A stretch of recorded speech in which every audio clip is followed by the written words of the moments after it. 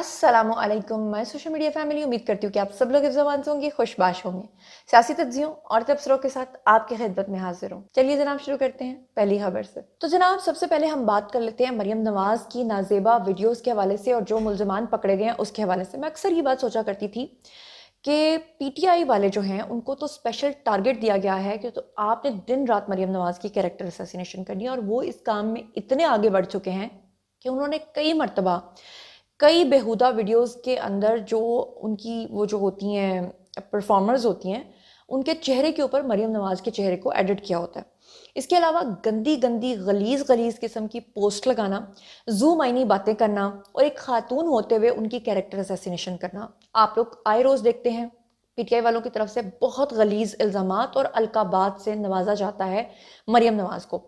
अभी कुछ ही दिन पहले आपको याद होगा कि मरियम नवाज ने जब इस बात का ऐलान किया था कि पूरे पंजाब के जो छोटे बच्चे हैं उनको अक्सर जो है वो न्यूट्रिशंस की कमी होती है, तो दैट्स वाई उनको स्कूल के अंदर डिब्बे वाला जो दूध है वो दिया जाएगा। और उसके ऊपर भी इन्होंने ऐसी ऐसी गलाजत और पिक्चर्स को इस गंदे तरीके से जो है वो एडिट करके लगाया कि इन्होंने उस वर्ड को बीच में से पकड़ा और इनको शर्म नहीं आई कि ये खुद भी किसी औरत के बच्चे हैं, किसी खातून के, जिसको ये माँ कहते हैं। पता नहीं इनकी माएँ होती भी हैं या नहीं होती, मतलब माँ जो होती है या औरत जो होती है वो सबकी माँ बहन सांझी होती है, लेकिन नहीं, ये वो लोग हैं जो कहते हैं सबकी बीवियां सांझी होती हैं। आपको याद है ना सनम जावेद की पेशी के मौके पे उसके वकील ने कहा था कि बीवियां सबकी सांझी होती हैं, आपको अच्छे तरीके से याद होगा। अब आपको मैं बताऊं कि इन्होंने पहले भी मरियम नवाज के बेहुदा किस्म के वीडियोस जो हैं वो एडिट करके लगाए। अब की बार इन्होंने हद क्रॉस की और मरियम नवाज की जाली तस्वीर इन्होंने सोशल मीडिया के ऊपर अपलोड की और फाइनली अब ये जो लोग हैं ये गिरफ्तार हुए। अब इनकी तफसीलात क्या हैं वो ज़रा सुन लीजिएगा। इनको जो गिरफ्तार किया है वो वफाकी तहकीकाती इदारा यानी कि FIA जो है उन्होंने गिरफ्तार किया है। उनका कहना है कि मुल्जिमान ने सोशल मीडिया अकाउंट्स के ऊपर जाकर वज़ीर आला पंजाब मरियम नवाज की तस्वीर को फोटोशॉप किया, एडिट किया और उन जाली तस्वीर को और वीडियोस को अपलोड कर दिया डिफरेंट प्लेटफॉर्म्स के ऊपर। अभी मैंने आपको कल के वीडियो में बताया था कि पाकिस्तान ने फायरवॉल तो इंस्टॉल की है, लेकिन साथ ही साथ पाकिस्तान का मेटा के साथ भी अब मुआहिदा जो है वो तय पा गया है। मेटा के साथ मुआहिदा इनका ये तय पाया है कि मेटा के अंडर आता है इंस्टाग्राम, थ्रेड्स और फेसबुक। तो अब अगर कोई भी किसी की जाली तस्वीर लगाएगा तो फौरी तौर पे उसका डेटा जो है वो मेटा जो है वो हुकूमत को प्रोवाइड करेगा।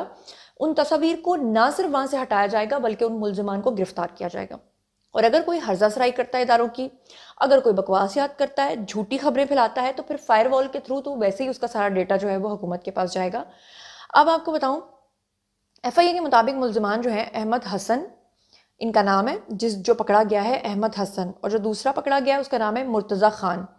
इनको मरियम नवाज की जाली तस्वीर अपलोड करने पर गिरफ्तार करके इनके खिलाफ मुकदमा दर्ज कर लिया गया है। और आपको बता दूं कि मुकदमा जो है वो FIA साइबर क्राइम विंग में मजंग के शहरी की दरख्वास्त के ऊपर जो है वो दर्ज किया गया है।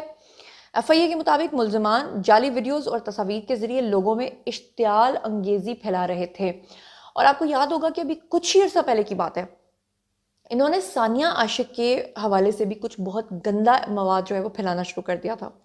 फिर सानिया आशिक के वालिद की जब डेथ हुई और वो अपने वालिद के माथे पर बोसा दे रही थी तो उसको भी इन्होंने गलत रंग दिया और गंदी बातें की। मरियम नवाज से रिलेटेड ये गिराज की बातें आपको पता ही है कि क्या क्या फैलाते हैं और कितनी गंदी बातें फैलाते हैं। लेकिन मैं हमेशा सोचती थी कि आफरीन है उस खातून पे जिसने आज तक कुछ भी नहीं किया था। लेकिन अब हद इस हद तक हो गई कि अज़मा बुखारी के हवाले से इन्होंने इंडिया की एक कोई बेहुदा वीडियो के ऊपर तस्वीर मतलब उसकी शक्ल को एडिट करके अज़मा बुखारी की शक्ल लगा के उसको इन्होंने सोशल मीडिया प्लेटफॉर्म्स पे फैलाया। और फिर ना सिर्फ फैलाया बल्कि इनके जो यूट्यूबर्स है जाली किस्म के, जिसमें इमरान रियाज खान समेत और औरिया मकबूल जान समेत और पता नहीं किस किस ने उन वीडियोस को जाकर पोस्ट किया। और उसमें सबसे पहले जो पेश थी वो फलक जावेद नामी खातून थी, वही खातून जिसने 9 मई को सनम जावेद के साथ बाहर निकलकर फौज को नंगी गालियां दी थी, नंग धड़ंग गालियां दी थी। और फिर बाद में जब उसकी बहन को पकड़ के कोई ले जाता है जो रियासत को धमकियां देती है तो ये फौरी तौर पे मजलूम बन जाते हैं। अब एक और खबर आपके साथ शेयर करती हूँ जनाब जी। शेर अफजल मरवत आए रोज कोई ना कोई शुरली तो छोड़ते हैं। अब उनके हुजरे को जी आग लगा दी गई है, ये उन्होंने दावा किया है। क्या तफसीलात है सुन लीजिएगा। उन्होंने बेसिकली एक्स के ऊपर आकर यानी ट्विटर पर आकर अपनी पोस्ट में दावा किया कि गुज़श्ता आधी रात को अपने आबाई गांव बीगो खेल में कुछ नामालूम शरपसंदों ने मेरे हुजरे को आग लगा दी। उन्होंने लिखा कि फायर ब्रिगेड और 1112 ने 2 घंटे के बाद आग के ऊपर काबू पाया। मेरे जहन में कोई शक नहीं कि इन शरपसंदों का हाथ था जिन्होंने इस्लामाबाद में मेरा घर भी गिराया था। उन्होंने अपनी पोस्ट में ये भी लिखा कि एक वक्त आएगा जब इन शरपसंदों से इनके जराइम का हिसाब लिया जाएगा। जबकि आपको याद है कि इस्लामाबाद धरने में भी शेर अफजल मरवत खुद पुलिस को कह रहे थे कि मुझे जो है वो गिरफ्तार कर लो, मुझे पकड़ लो। फिर कहा मेरे कपड़े फट गए, फिर कहा मेरे कपड़े चर्र हो गए। तो इनकी इन बातों को जो है ना, मेरा ख्याल है कोई सीरियस नहीं लेगा। शेर अफजल मरवत जो है ना, वो पहले भी कह चुके हैं कि खान साहब जो हैं वो मुझसे जेलस होते हैं। तो अब की बार वो कौन उनसे जेलस होकर उनके घर को आग लगा गया। बहरहाल किसी का घर जलाना अच्छी बात नहीं है। हमारी हमदर्दियाँ शेर अफजल मरवत साहब के साथ हैं। ठीक है जी। साथ साथ व्लॉग करते जाएंगे और साथ साथ आपको ये भी बताती चलूँ कि जो हमारी सिक्योरिटी फोर्सेस हैं उन्होंने इस वक्त पूरे मुल्क के अंदर ऑपरेशन शुरू कर दिया है। ऑपरेशन मतलब अभी टेम्प्रेरी है, मुख्तलिफ इलाकों में फितना अल ख्वारिज के खिलाफ ऑपरेशन किया जा रहा है। ऑपरेशन के दौरान जो है वो मजीद 12 खारजियों को मार दिया गया है। मारे जाने वाले खारजियों की अब तक की टोटल तादाद जो है वो 37 से 40 के दरमियान हो गई है। ISPR ने इसके बारे में अनाउंस करते हुए बताया है कि सिक्योरिटी फोर्सेस के मुख्तलिफ इलाकों में फितना अल ख्वारिज के खिलाफ ऑपरेशन अभी तक जारी हैं। और उन्होंने कहा कि फितना अल ख्वारिज को अब तक बड़ा नुकसान जो है वो सहना पड़ा है। और सिक्योरिटी फोर्सेस के ऑपरेशन में 12 खारजी अभी मारे गए हैं, लेकिन टोटल जो है वो 37 से 40 के दरमियान है, जबकि 14 जो हैं वो इस वक्त शदीद ज़ख्मी हैं।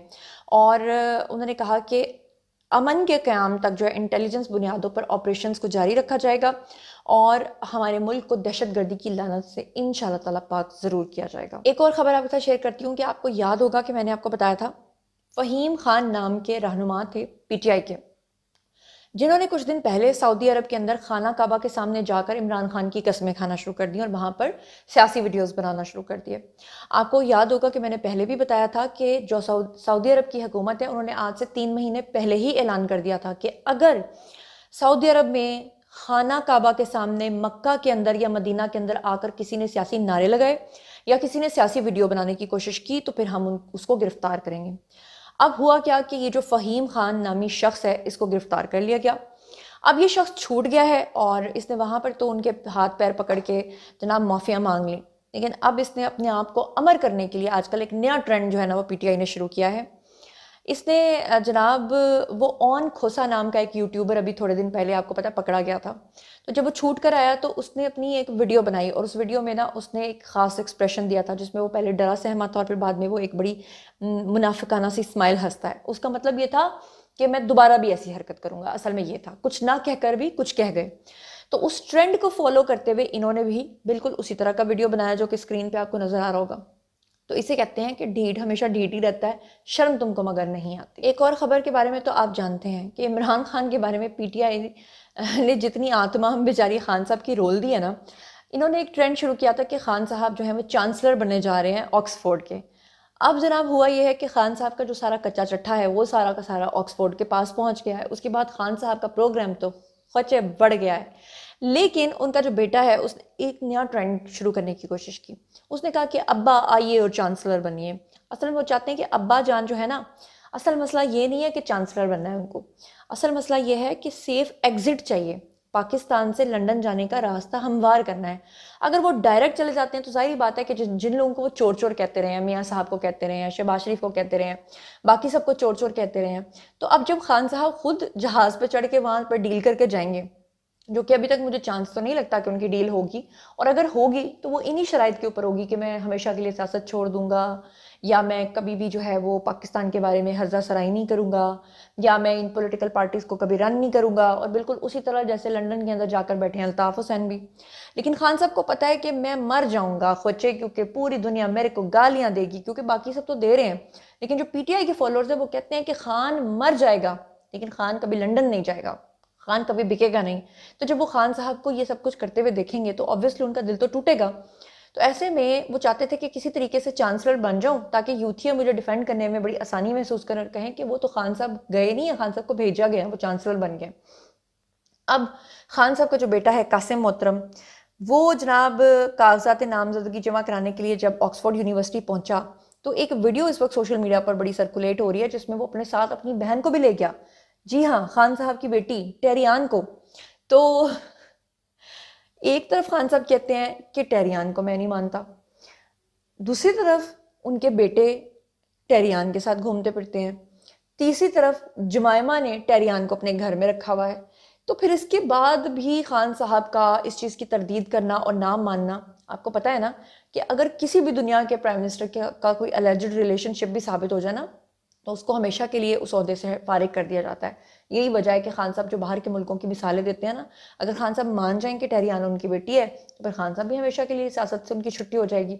तो बस यही है खान साहब के ना मानने की खास वजह। एक और अहम खबर आपके साथ शेयर करती हूँ कि आपको पता है कि खान साहब ने पाकिस्तान के लाहौर के अंदर जब ये मेट्रो बसेस शुरू हुई थी, तो खान साहब इसको जंगला बस कहकर बुलाया करते थे। और खान साहब कहते थे कि हम तो कभी इस तरह की सड़कें नहीं बनाएंगे, कभी इस तरह के पुल नहीं बनाएंगे, कौमें जो है वो सड़कें और पुल बनाने से नहीं बनती। फिर खान साहब ने कितनी यूनिवर्सिटीज़ बनाई, ये मेरा आपसे एक सवाल है। लेकिन फिर उसके बाद खान साहब को ख्याल आया कि नहीं नहीं, मुझे भी ये प्रोजेक्ट शुरू करना है। फिर खान साहब ने शहबाज शरीफ के ऊपर, उनकी हुकूमत के ऊपर इल्ज़ामात आयद करना शुरू कर दिए और कहा कि आपने ये जो 30 अरब रुपए में, पता नहीं कितने अरब रुपए में बनाई है, हम तो इससे आधी से आधी कॉस्ट में बनाएंगे। और फिर क्या हुआ कि इन्होंने BRT मंसूबे का ऐलान कर दिया जो कि पेशावर में था। फिर इन्होंने BRT का मंसूबा जो है वो ऐसा वड़ गया वाला सीन किया कि इन्होंने इतना कर्जा चढ़ा लिया कि आज तक पाकिस्तान का वो जो सूबा है खैबर पख्तूनख्वा, वो दिवालिया हो चुका है। अब BRT को इन्होंने 30 अरब में बनाने वाले जो रॉन्ग नंबर हैं खान साहब, उन्होंने जनाब जी उनको अब आवाम से माफ़ी मांगनी चाहिए, क्योंकि उसका जो कॉन्ट्रैक्टर था उसने आलमी अदालत में जाकर इनके ऊपर केस कर दिया। और अब वो मुतालबा पता है कितने पैसों का कर रहा है। कहाँ शहबाज शरीफ ने 30 अरब में बनाई, कहाँ ये 30 अरब के ऊपर भी करप्शन का इल्ज़ाम लगा रहे थे, और कहाँ वो जो कॉन्ट्रैक्टर है वो आलमी अदालत में जाकर कह रहा है कि मुझे 152 अरब रुपए अदा किए जाएं, वो भी एक ऐसे गले सड़े मंसूबे के जो आज तक वहां पर कंप्लीट नहीं हुआ। और वहां की सड़कें इतनी तंग हो गई हैं कि लोगों को, जो इर्द गिर्द की रोड्स हैं वो बिल्कुल ऐसे बन गई हैं जैसे सर्विस लेन्स होती हैं। लोगों को ना आने का समझ आ रही है, ना जाने की समझ आ रही है, और ना मंसूबा मुकम्मल होने का नाम ले रहा है, और ना रकम पूरी हो रही है। यहाँ से आप अंदाज़ा कर लें, ये है जी खान साहब का विजन। और खान साहब का विजन तो ये भी था ना कि हम मुर्गियों को अंडे देंगे और स्पीड की लाइट से ज़्यादा तेज़ हम ट्रेन चलाएंगे, और जर्मनी और जापान के बॉर्डर तक जो है वो हम स्पीड की लाइट जो है उस वाली गाड़ी हम चलाएंगे। वो गाड़ी जो है ना वो सिर्फ फूल्स पैराडाइज तक जाती है, और वहाँ पर सिर्फ PTI के फॉलोअर्स ही जा सकते हैं। और उसी फूल्स पैराडाइज वाली ट्रेन के साथ मैं चाहूँगी आपसे इजाज़त। अपना बहुत बहुत ख्याल रखिएगा। मजीद खबरें, व्लॉग्स, इंटरव्यूज़ और सियासी तज्ज़िये जानने के लिए मेरे साथ कनेक्टेड रहना हरगिज़ मत भूलिएगा। चैनल को सब्सक्राइब कर लीजिएगा। अपना बहुत ख्याल रखिएगा। अल्लाह ने के बाद।